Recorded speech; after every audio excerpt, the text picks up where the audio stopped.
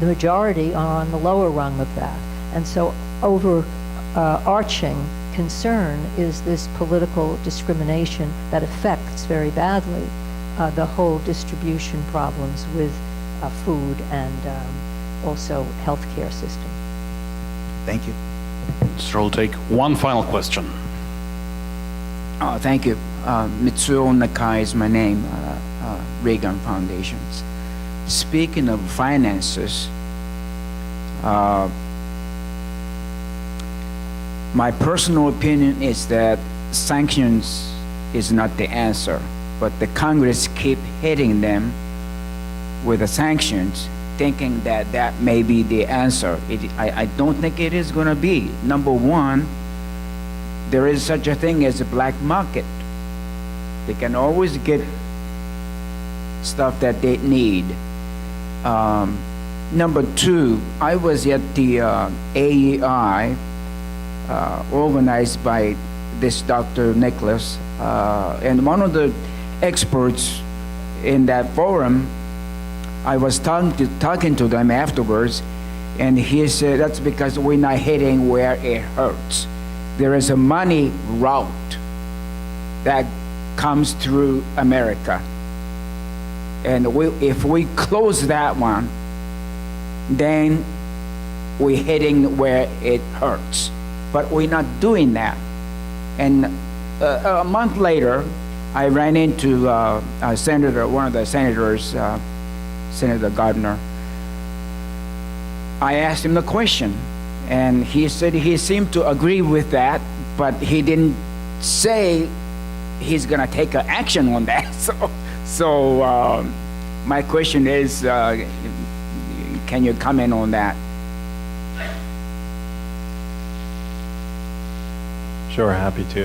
This is what I do on North Korea sanctions. I guess I start at the end. I think if you asked most people, they would say, of course, North Korea is not allowed to do US dollar transactions or transactions through the United States, but that's simply not true. I mean, they're not allowed to. I mean, they're not allowed to do it indirectly or directly, but it's simply not true. I mean, you're saying it truthfully that they are doing it. In September 2016, the Justice Department unsealed an indictment, and the Treasury Department designated these people at the same time, a Chinese company and 4 Chinese individuals, that for a UN designated and US designated North Korean bank created a scheme of 22 front companies overseas that allowed North Korea to do US dollar transactions through the United States. In the 3 months before that indictment was unsealed, they did $8 million worth of transactions. To give you a sense of the magnitude and how these banks, especially the Chinese banks, are likely complicit in these transactions, before the US designated this North Korean bank, KKBC is the name of the bank, they did about $1.3 million in the 3 years before. In the 6 years after, they did $110 million in transactions through the United States. And so the question here is, why is that allowed to occur? Why did that occur for 6 years? If you go back and you look at the designation of North Korea as a primary money laundering concern, Treasury clearly states that they describe a KKBC scheme, which might be that scheme. They describe one for Foreign Trade Bank as well, which is another North Korean bank that was designated in 2013 that did transactions to the United States. But if you don't believe the United States, because some people might have a problem with assessments by the United States, just look at the UN report that came out in February. In that report, it said that North Korea, using front companies and other schemes, continues to use a financial network that generates significant revenue in euros, dollars, and renminbi. So it's clear. I think Congress finally did a sanctions law. They had not in the past, actually. I mean, in the if you're saying in the last 23 years of multiple nuclear crises, Congress had not really passed a specific North Korea law. They've done other ones where North Korea has been included. And it was a robust law that has mandatory sanctions, but there's a question of implementation here. And so we can certainly go back to the Security Council and get more robust sanctions. I think everybody expects that. The Chinese will likely provide significant carve-outs that will allow them to continue those operations. From my own perspective, and I've written a lot about this, so certainly check out the website. There's a lot of reports on this. I mean, the bottom line is that the Chinese companies and banks are complicit in allowing North Korea to evade these sanctions. And until China acts, or I would say until the United States puts China's actual interests at stake, that we will not get to the point where sanctions will start to work. And I have, inches worth of UN reports that sit on my desk that describe the loopholes that need to be closed, and that's really the effort of where we need to be focused in on. Well, I'm afraid we're out of time. Taking this opportunity as the last moderator of the day, I would like to thank our North Korean escapees who traveled all the way from Korea to join us. Thank you. I would like to thank Suzanne Schulte for being such a great leader of this movement and for organizing yet another North Korea Freedom Week. Jason West and our colleagues at Think, HRNK, and Rosa Park, and our wonderful interns, all of you for being with us today, and Anthony Ruggiero, Nick Eberstadt, and Roberta Cohen for being such wonderful panelists again this afternoon. Thank you, and please remember this is just the first day of North Korea Freedom Week. Please continue to keep an eye on events coming up between now and the end of this week. Thank you.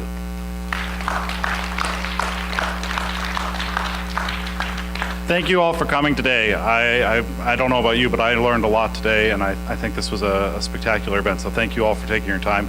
Greg already thanked everybody, but GW Think wants to echo that and thank everybody. We also want to thank the Marvin Center staff for helping out with so much and getting this all set up and put on for us, so thank you very much for that.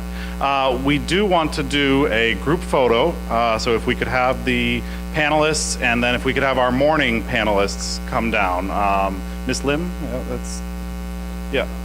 Oh, not morning, I'm sorry. It feels like it was morning, but, so we're gonna do a quick group photo, and then also, while we're getting everybody down here, Kathy, my counterpart, our undergraduate co-president, just wants to say something real quick about another upcoming event. Hi everyone, thank you for sparing your time on this busy week. I had the honor of being on executive board for GW Think this year. Just on a quick note, on this Wednesday from 6:30 to 10:30, we have what it's called North Meets South. It's a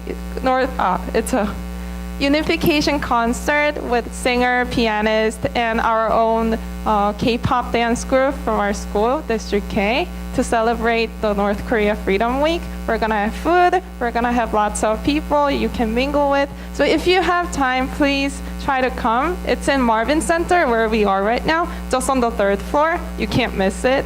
Again, thank you so much. Thank you again for coming. Oh, and if you're interested in other events, check out nkfreedom.org. All the events are linked to on there. So thank you again.